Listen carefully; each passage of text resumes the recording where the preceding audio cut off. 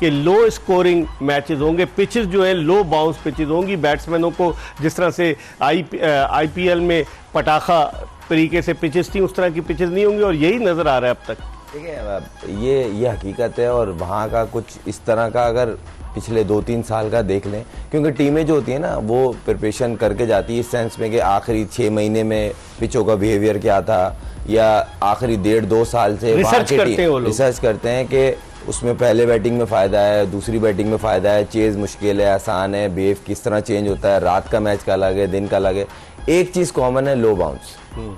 और एक चीज़ और मैं बताता चलूँ सर, आपने देखा होगा 5 या 6 मैच हुए, सब मैच में हर टीमें एक चीज़ को लेके स्ट्रगल कर रही हैं जो शायद किसी के समझ नहीं आ रही। यहाँ स्ट्राइक रेट को साइड पे करना पड़ेगा आपको। वो जो एक दिमागों में बन गया है ना कि स्ट्राइक रेट हाई होगा, हम इस तरह एक्सेलरेट करेंगे, ये वो पिचे है ही नहीं। तो इन पिचेस पर रिजवान और बाबर की जोड़ी पाकिस्तान के लिए, बोल रहा हूँ, बाबर और रिजवान के बाद एक बहुत बड़ी अपॉर्चुनिटी है हिस्ट्री क्रिएट करने के लिए एज ए ओपनर। जिस तरह उनका नेचर ऑफ प्ले है, ये पिचेस उनको सूट करती हैं।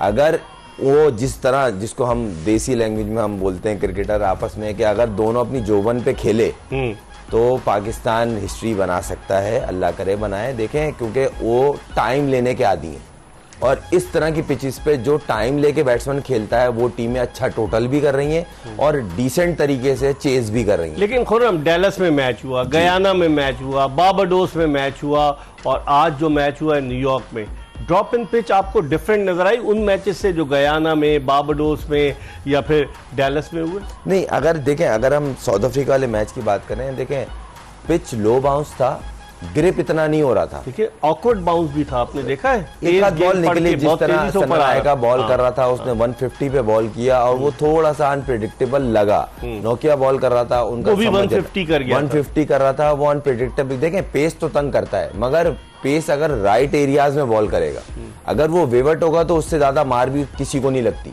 तो वो विद इन स्टंप बॉल कर रहे थे। फिर थोड़ा सा मुझे अफसोस हुआ कि श्रीलंकन टीम पे पहले हम बात कर लेते हैं। श्रीलंकन टीम ने, सही है आपके पास इतने बड़े नाम नहीं है, मगर इस लेवल की भी क्रिकेट आपने नहीं खेली जो आपका एक स्टैंडर्ड है। बिल्कुल लो अंडर द ब्लो इन्होंने क्रिकेट खेली, कोई अटैकिंग नहीं थी। सही है, आप जो थोड़ा सेव करते हैं, करने की कोशिश की, वो हवा में कैच आउट हो गया। Poor shot selection. अगर आपने सोचा हुआ था कि हम नई बॉल पे विकेटें नहीं देंगे 6 ओवर में, तो आपने विकेटें दी नहीं है। फिर पुअर शॉट सिलेक्शन हुई है, और कोई भी पार्टनरशिप डेवलप नहीं हुई। अच्छा, पार्टनरशिप इस तरह की पिचेस पे जो वो खेल रहे थे, 2 चीजों से डेवलप होती है। एक, या तो आप आउट ही ना हो, दूसरा जब आप स्ट्राइक को रोटेट करते हैं, वो डॉट बॉल कर रहे थे या वो बाउंड्री ढूंढ रहे थे, उसी चक्कर में आउट हो रहे थे। तो ये बहुत बड़ी मिसिंग है, और कहीं ना कहीं मुझे प्रेशर में, अच्छा साउथ अफ्रीकन जो मशहूर हैं चोकर्स, वो किसी वजह से इनकी बॉलिंग से कभी भी नहीं ये फारिग हुए। ये हमेशा प्रेशर के मैच में बैटिंग इनकी चोक करती है। कितने बड़े बड़े नाम थे, क्लासन, मार्करम और डिकॉक हो गया, और भी मिलर है, और भी नीचे डेप्थ में, मगर किसी का एक वो मोमेंटम ही नहीं लगा। क्लासन और फिर रिज हेनरी, मतलब ऐसे प्लेयर हैं जो सारी लीगें खेल रहे हैं और बड़े नामी गिरामी प्लेयर हैं, अच्छी इंटरनेशनल में परफॉर्मेंस। मगर आज थोड़ा सा प्रेशर आया कि ये 70-75 रन चेस करने, अगर सोचेंगे 100 क्रॉस कर जाते और अच्छे एरियाज में बॉल करते, क्योंकि इनके बॉलर्स ने खास तौर, अब इससे अंदाजा लगाएं, जो टीम पहला ओवर अंजलि मैथ्यूज से करा रही है, मतलब मैं सोच रहा हूँ कप्तानों को हुआ क्या है, अपने टीम का बेस्ट बॉलर लगाना चाहिए, वो अंजलि मैथ्यूज को दे रहे। वो कल ऐसी ही गलती ओमान ने की थी।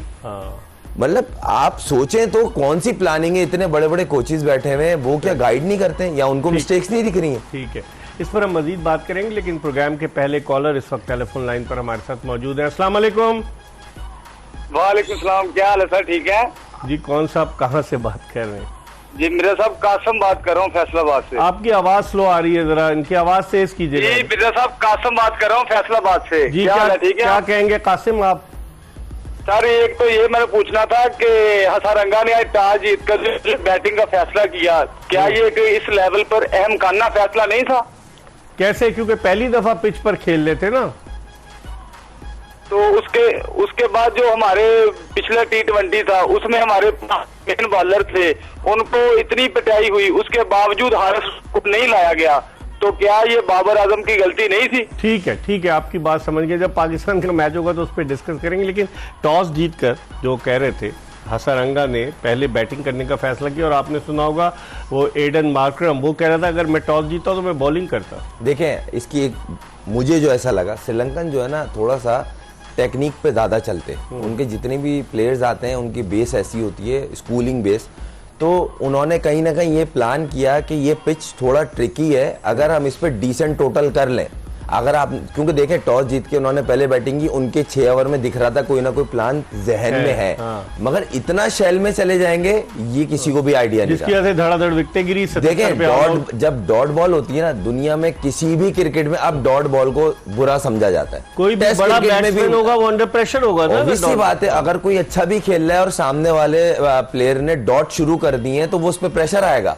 तो ये देखें, ये बहुत बड़ी मिस्टेक थी जो क्लियर दिख रही थी, और कहीं ना कहीं साउथ अफ्रीकन बॉलर्स ने उसका फायदा उठाया। जब वो अटैक कर रहे थे उनका प्रेशर बढ़ रहा था, उनके ऊपर काउंटर हुआ ही नहीं किसी भी बॉलर पे, और जब अननेसेसरी मारना शुरू किया तो आउट होना शुरू हो गए। लेकिन आपको, मुझे तो बाउंस लगा, आपको नहीं लगा इस पिच पर जो ड्रॉपिंग पिच थी, बाउंस था, तेज गेंद जा रही थी, स्लो पिच नहीं नजर आई मुझे। नहीं, स्लो इस सेंस में कह रहे हैं कि स्पिनर का बॉल नीचे रह रहा था, स्लो इस सेंस में कह रहे हैं, पीछे पटकने वाला बॉल थोड़ा कैरी कर रहा था। आपने देखा होगा नोकिया के 2-3 बॉल 2 टप्पे में गए डिकॉक के पास, जबकि वो लेंथ बॉल की थी। जब लेंथ बॉल बॉलर के कीपर के पास कैरी करता है उसको बोलते हैं हार्ड बाउंस पिच। लेकिन आप देखें जो जिस तरह कैशव महाराज ने बॉलिंग की, बड़ी अच्छी बॉलिंग की, वो तो नहीं, नो डाउट। अच्छा, मैं थोड़ा सरप्राइज था इस चीज को लेके कि उन्होंने आज उसको बिठा दिया शम्सी को, तबरेज शम्सी को नहीं खिलाया। मगर कहीं ना कहीं उसकी फिटनेस पे डाउट है, क्योंकि आपने देखा होगा पीएसएल में भी उसको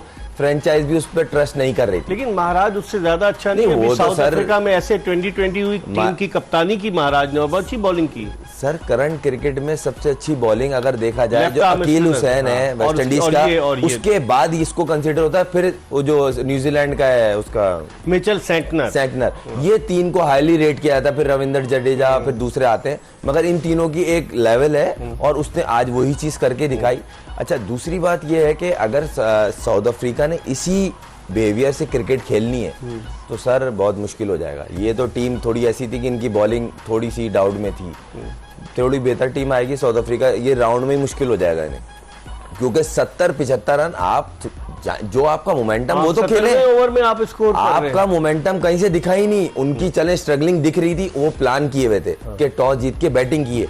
आपकी टीम को तो प्रेशर ही नहीं होना चाहिए था। आप कम टारगेट अब डी कॉक का अगर आपने बैट को रुकवा दिया, वो नहीं है प्लेयर, अब वो रुकने वाला, जो 3 साल पुराना डी कॉक था, अब वो अब जो 2024 में खेल रहा है, क्योंकि लीग्स में थ्रू आउट आप अटैकिंग खेलते हैं, अच्छी बॉल पे सिंगल, बैड बॉल पे बाउंड्री, आज वो टोटल मिसिंग था, इसलिए इतनी इनको स्ट्रगलिंग करनी पड़ी। और ये अगर साउथ अफ्रीका इस मैच से भी नहीं सीखेगा तो इन्हें बहुत मुश्किल होगी। अच्छा, अब अगर हम बात करें कि श्रीलंका की, अभी आप चांसेस देखते हैं कि चले पहला मैच हुआ है, लेकिन श्रीलंका की बैटिंग थोड़ा, मुझे उस तरह की, कौशल मेंडिस भी था उस टीम में, बैटिंग बड़ी तगड़ी थी, लेकिन उसके बावजूद कहीं ना कहीं, अच्छा इकबाल भाई आपने अच्छा सवाल रेज किया है, और मैं इससे ज्यादा ना मैं इस चीज पे आऊंगा कि इनका जो सना नायका कैप्टन था, जिसकी अंडर कैप्टनशिप एशिया कप जीते, उसको दर्शन सना नायका, उसको हटाने की लॉजिक समझ नहीं आई कप्तानी से। हाँ, सही है। ये इन्फ्लुएंस जो है ना करते रहते हैं ना। नहीं सर, देखें बड़ी मुश्किलों से टीम उसने थोड़ी बहुत रीजनेबल बनाई थी, जो टफ टाइम भी दे रही थी दूसरी टीमों को, और एशिया कप आप एक अच्छी टीमों को मार के जीते थे, हमें ही फाइनल में मारा था।